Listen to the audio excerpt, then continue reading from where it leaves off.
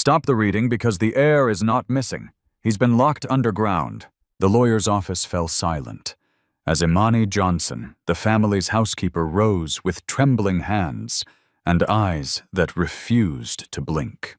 Across the table, the widow, Celeste Mendoza, wore the calm smile of someone already counting money until Imani said one name, Julian. 18 months earlier, Imani had arrived at the Mendoza mansion in Madrid, expecting routine work, not the chill that lived in Celeste's voice. Hugo Mendoza, the gentle patriarch, grew weaker by the week, while Celeste controlled every appointment, every pill, every conversation. Their eldest son, Mateo, asked about his 14-year-old brother Julian was at a Swiss boarding school, Celeste insisted. But Imani found a medical file, severe anxiety malnutrition, and an address tied to the family's remote mountain estate in Guadalajara. When Hugo died, suddenly, Celeste claimed the school wouldn't allow Julian home, not even for the funeral. Then the gardener Gabriel whispered what he'd heard at the estate, muffled sobs beneath the floorboards. That night, Imani stole a key, drove into the dark hills, and opened a basement door she'd never forget. Julian was there, ankle-chained, hollow-eyed, alive. He told her Celeste had erased him, and hinted Hugo's heart medicine had been altered. Imani documented everything, photos, labels, testimony, then waited for the one moment Celeste couldn't escape. Back in the lawyer's office, Julian walked in beside the police. Celeste's smile collapsed, and when the dust settled, Imani refused the fortune, asking instead for a foundation to find the forgotten voices still trapped in someone else's basement. When the handcuffs finally clicked around Celeste's wrists, Imani didn't feel victory, only a strange, aching quiet, like a storm that had been screaming for months, suddenly ran out of breath. The room blurred, and her mind slipped back to the day she first walked into the Mendoza house, suitcase in one hand, apron in the other, telling herself this was just work. "Welcome," Celeste had said, perfectly polite, perfectly cold, as if warmth were a luxury she refused to spend. The mansion smelled of lemon polish and expensive silence. Hugo's voice, though gentle, carried fatigue in every syllable. "Thank you for coming, Ms. Johnson," he'd whispered, fingers trembling as he reached for his glass. Celeste's hand arrived faster than his steady possessive, guiding the medicine to his palm, like she was feeding a pet she owned. At night, Imani would hear the house breathe, pipes ticking floorboards, complaining a distant door closing too softly. Mateo tried to smile through it. "She says Julian's in Switzerland," he told Imani once in the kitchen, lowering his voice as if the walls reported to Celeste. "But why won't she let us talk to him?" His eyes pleaded for an answer. Imani didn't yet have. Days became patterns. Hugo's health dipped. Celeste's control tightened. Phone calls ended the second Imani entered a room. Doctor visits happened without questions, without second opinions. And every time Julian's name surfaced, Celeste's expression didn't change. Only her tone sharpened. "He's fine. Don't start trouble." Then came the papers that changed everything. A medical file tucked where it didn't belong, stamped with Julian's name and words, "No mother should tolerate severe anxiety malnutrition," paired with an address that wasn't Switzerland at all. Imani stood there, heart hammering the ink on the page, suddenly louder than any scream.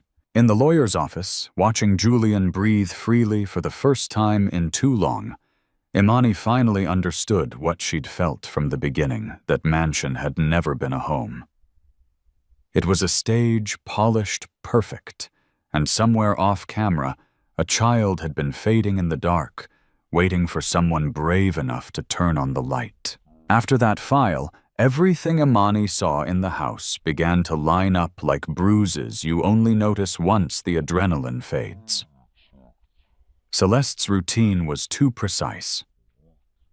Every Tuesday and Friday, she would glide down the staircase in a tailored coat, keys already in hand, perfume sharp as a warning. "I'll be at the country place," she'd say lightly, not looking at anyone. No luggage, no explanation, just the quiet command of someone who didn't expect questions. Hugo tried to ask once, voice thin as paper. "Why do you go alone?" "Celeste," he murmured from the sofa, his hand hovering near his chest like he was afraid of what he might feel there. Celeste didn't even blink. "Because I can," she replied, smoothing his blanket with tenderness that never reached her eyes. Then she turned to Imani. "His medication same time every day. Don't improvise. Improvise." The word stuck in Imani's throat because she had started noticing the medicine wasn't always the same. The pill box changed colors. Labels appeared, disappeared. Some bottles smelled faintly metallic, others oddly sweet, like someone had been swapping Hugo's life out, one dose at a time. When Imani offered to accompany them to the doctor, Celeste's smile sharpened. "That won't be necessary." Matteo felt it too. One evening in the kitchen, he slammed his phone on the counter so hard the screen flashed. "She says Julian's fine," he whispered, voice cracking with anger he didn't know where to put. "But I haven't heard his voice in a year, Imani. Not once." Imani stared at the simmering pot on the stove, pretending to watch it boil, while her mind raced. "Have you asked to call the school directly?" Matteo let out a bitter laugh. "Every time I try something urgent, happens an investor panics, a contract collapses, a board meeting suddenly needs her. She drags me into it like I'm her shield." Right then, Celeste's ringtone sliced through the hallway, too loud, too convenient. "Matteo," she called already mid-act.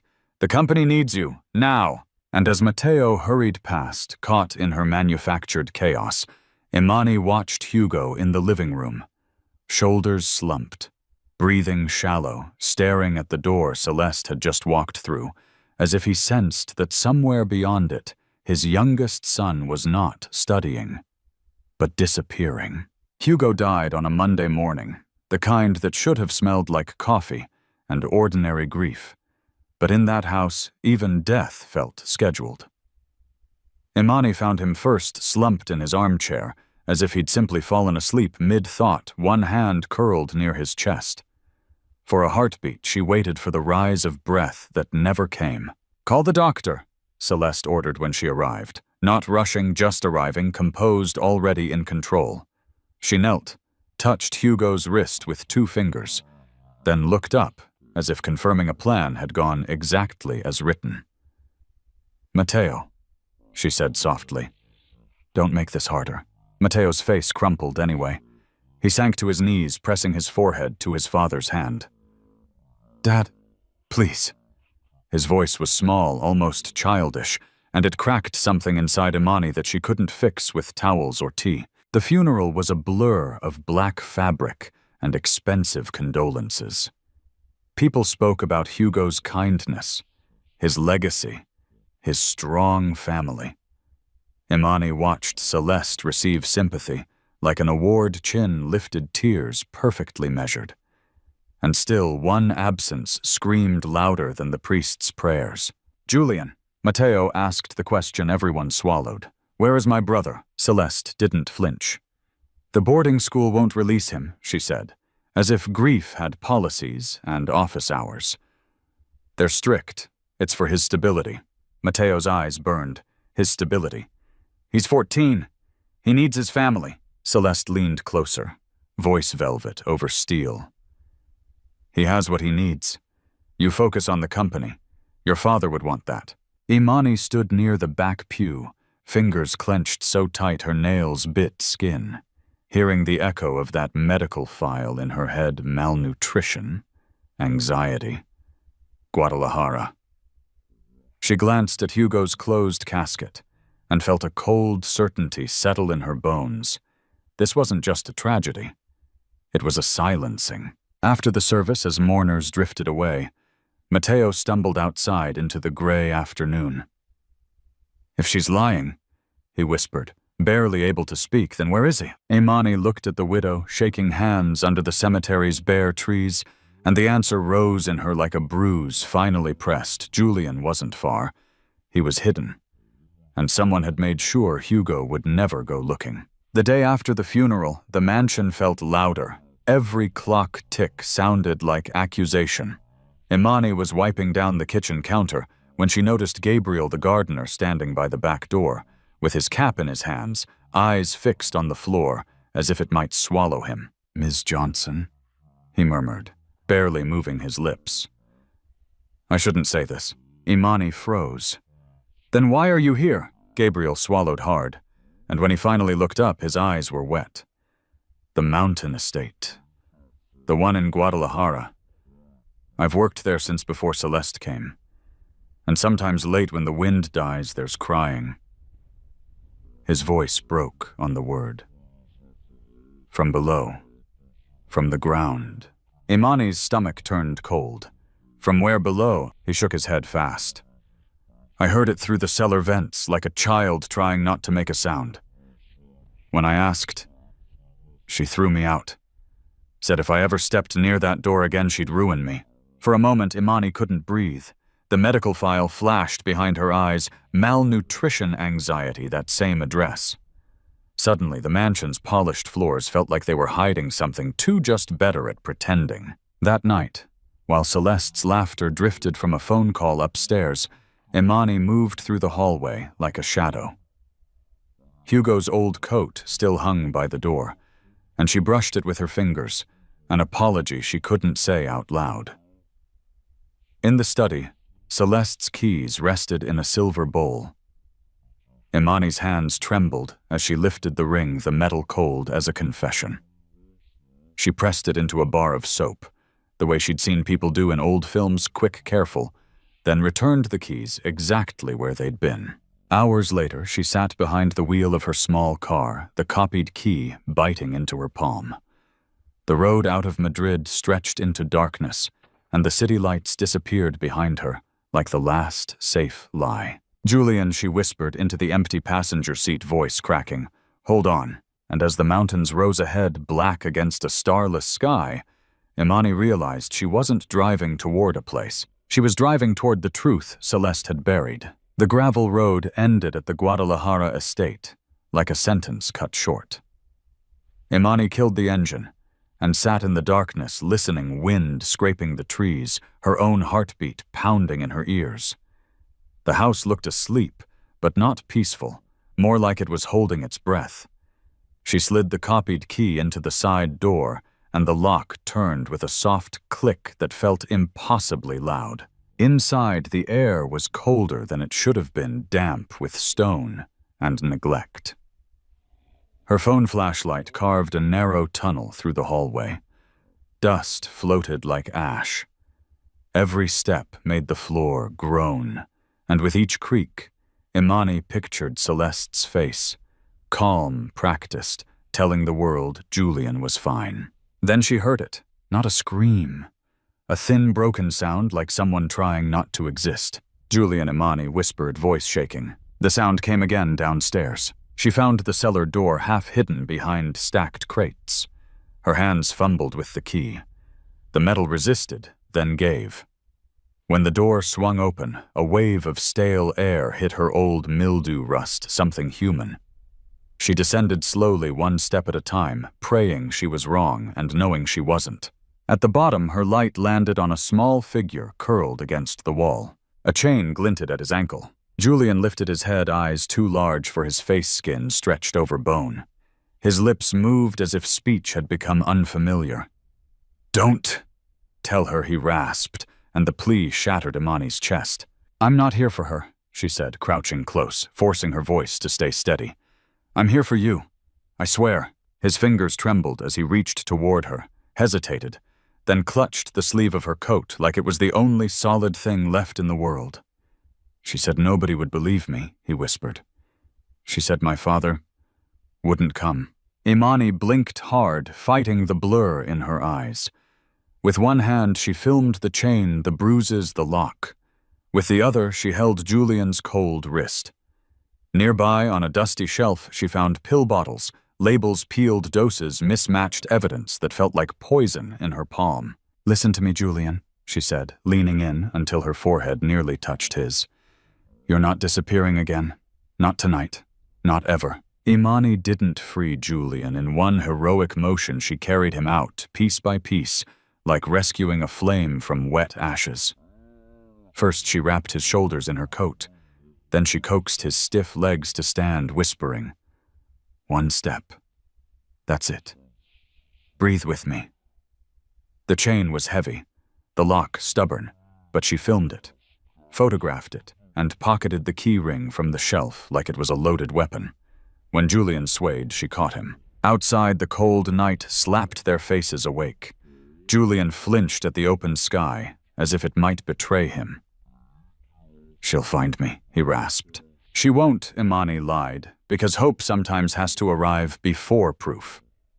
She got him into the car, covered him with a blanket, and drove with both hands welded to the wheel, eyes flicking to the rearview mirror every few seconds, expecting headlights that weren't there. Yet. She didn't take him to the mansion. Instead, she hid him in a small rented room above a bakery on the edge of the city, the kind that smelled like warm bread and ordinary life. She fed him soup by the spoonful, counted his breaths when nightmares snapped him awake, and pressed a glass of water into his shaking hands. "You're safe," she repeated, until the words stopped sounding borrowed. By day, she became meticulous. She cataloged the pill bottles from the cellar, zoomed in on mismatched labels, recorded Julian's testimony in short bursts when his voice allowed it. "My father's medicine," he whispered once, eyes fixed on the wall. She changed it. She said it would make everything easier. Imani's stomach turned. She thought of Hugo's quiet decline, the way Celeste's fingers always reached the medication first. Then the invitation arrived, the reading of Hugo's will. Imani stared at the envelope like it was a countdown. Matteo called that night voice, shredded. "If you know something, Imani, please." Imani looked at Julian sleeping for the first time without chains, his chest rising steadily. "I do," she said softly. "And I'm done whispering." Because if Celeste had built her power in silence, Imani was about to break it in the one room where lies couldn't hide, and everyone had to watch the truth walk in. At dawn, Imani went back alone to the Guadalajara estate, because rescuing Julian wasn't enough. Celeste's lie had roots, and roots leave records. The house greeted her with the same damp hush, but this time she wasn't hunting for a heartbeat, she was hunting for paper. Behind a bookshelf that didn't quite sit flush, her fingers found a seam. She pushed, and the wall gave way to a narrow room that smelled like ink and old secrets. Inside were folders stacked with obsessive neatness company ledgers, offshore transfers, forged signatures numbers, arranged like a confession, trying to look professional. Then she found the file that made her vision tilt. A thin folder labeled with a woman's name, Elena Hugo's first wife. Medical notes that didn't match the public story. Dates that overlapped. A pattern of treatments and complications written in clinical language that felt too convenient, too clean. Imani's hands shook as she photographed every page, each click of her camera sounding like a gavel. Back in the city, the day of the will reading arrived heavy and bright. Julian stood in the bathroom of the rented room, staring at his own reflection like it belonged to someone else. His collar hid bruises. His eyes couldn't hide anything. "What if I freeze?" he whispered. Imani adjusted his sleeve the way a mother might, gentle but firm. "Then I'll speak until you can. And when you're ready, you'll take your voice back." At the lawyer's office, Celeste entered like a queen returning to her throne.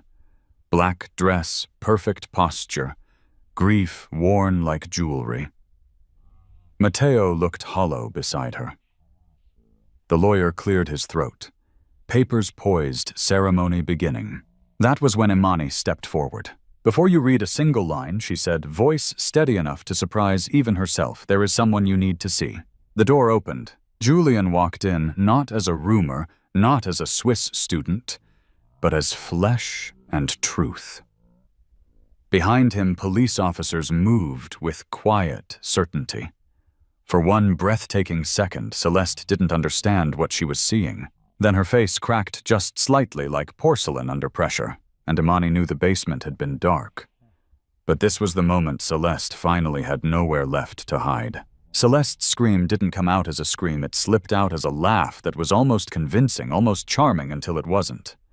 "This is absurd," she said, palms lifted like she was the victim of bad theater. Her eyes cut to Julian, cold and warning. "Look at him. He's confused. He's sick." Julian's shoulders tightened, as if the chain were still there. For a heartbeat, he looked 14 again, small in a room built for adults and signatures. Then Imani stepped closer, not in front of him, but beside him. "He's not confused," she said, voice steady as iron. "He's been silenced." She placed the photos on the table, the ankle shackle, the lock, the cellar walls. The pill bottles followed labels peeling dosages, wrong dates that didn't match Hugo's prescriptions.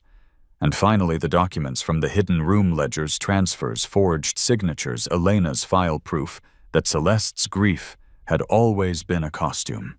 The lawyer went pale. Mateo's hands shook as he read the evidence, his mouth forming a sound that didn't become a word. All this time, he breathed grief, turning sharp, then raw. He looked at Julian like he was seeing him for the first time. "I'm here," he whispered. "I'm so sorry." When the officers moved in, Celeste's composure shattered. She lunged toward the papers like she could tear truth into pieces. "You don't know who you're dealing with," she hissed, until the handcuffs ended the sentence for her. Months later, the courtroom delivered what the basement never could light. Celeste was sentenced to 42 years, and the world finally called her what she was. Julian went into treatment slow days, hard nights, healing that came in inches, not miracles. And when the inheritance papers were placed in front of Imani, she slid them back untouched. "I didn't save a boy for money," she said softly. "Use it to save the next one." That's how the Hugo and Elena Foundation was born, built from stolen silence, turned into doors that opened so no child would ever have to whisper from the dark again. Julian's recovery didn't look like a movie ending. It looked like small mornings, Imani knocking softly before entering his room, a bowl of oatmeal cooling on the table, a notebook open to one shaky sentence. I slept without hearing her voice. Some days he laughed at something simple, steam rising from cocoa, a stray dog wagging its tail outside the bakery, and then without warning his hands would start to tremble. Healing came in fragments stitched together by patience. Mateo visited often, never forcing closeness, just showing up. "I'm here," he'd say every time, like an oath he refused to break again.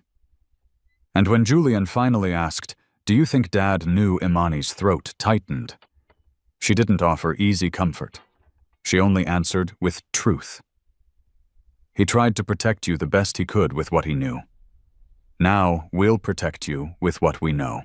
When the foundation opened its doors, Imani stood in a modest room filled with donated blankets and hotline numbers pinned to the wall. It wasn't a palace. It was better because it was real.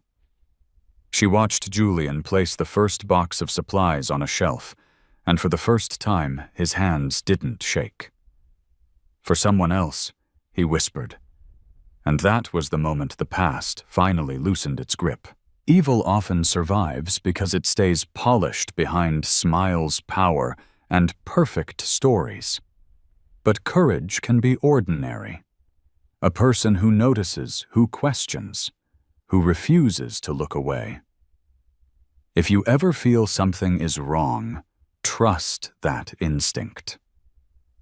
One brave step can become the light that leads someone out. If this story moved you, comment below. What would you have done in Imani's place? And if you want more stories that hit the heart and leave a lesson, subscribe to the channel. Your support helps these messages reach the people who need them most.